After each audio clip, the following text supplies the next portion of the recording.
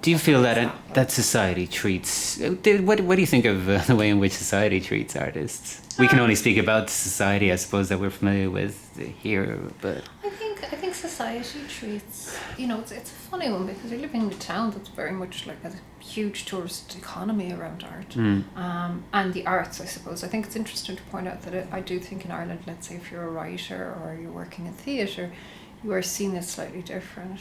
Yeah. But also there's people working writing in theatre who disagree with me. So I'm just saying from my perspective. I think it's, you're living in a very aggressive capitalist society at the moment. You're living in also where there is not enough resources for anyone in this country. So any time you make a case for, let's say, for example, funding, people see that, there's a lot of people I see who look at with some degree of disdain on that. But if you were a scientist looking for funding, you'd be kind of, seen as some sort of Shackleton type going off to conquer the world. But I think everybody, there's this huge weighing on how much money are you making, how much and that can be hard because a lot of artists don't make that much money, and that's the reality. And a lot of them will never make that much money, and they will have to subsidise. But there's an awful lot of artists I know who work really hard, maintain a practice, strive for their practice to move forward and still support themselves. And I think that is incredibly admirable for, because there's an awful lot of people who don't do that. And I do think there's a lot of other people who do that, but I do think that the arts do contribute hugely to how Ireland is seen, how people visit here, what they think of it. It's, there's an awful lot that's exported outside of Ireland. And we are a really small country, and yet we have a very, people kind of relate and understand our collective identity quite well. And I do think that is thanks to particularly writers and visual artists and theatre and people, you can't deny that we do kind of punch above our weight a bit.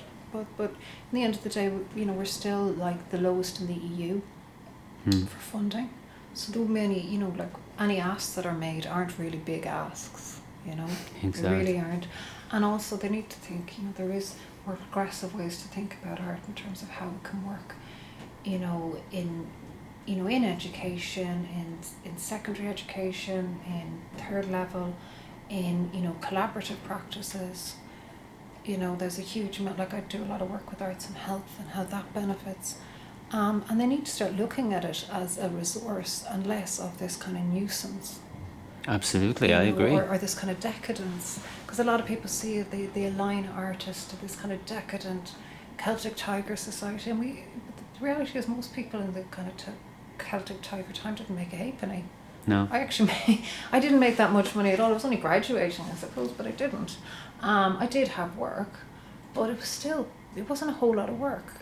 And it would be nice to think that you could have another future that wasn't always this kind of walking tightrope, hoping that things will get better. Because the reality is there are so many things you still want to do as a person that are kind of cut away from you because you're an artist.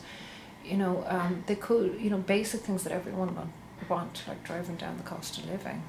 If that will hugely change people's lives, artists' lives. Why do you think artists move to cheaper countries? So they can sustain a practice. So even those kind of things, if there was,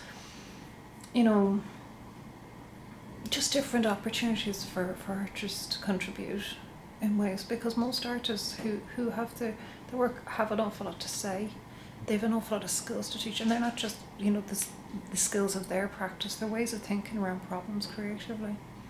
And I do think we could be a lot smarter. Yeah. We could be an awful lot smarter than we are with it,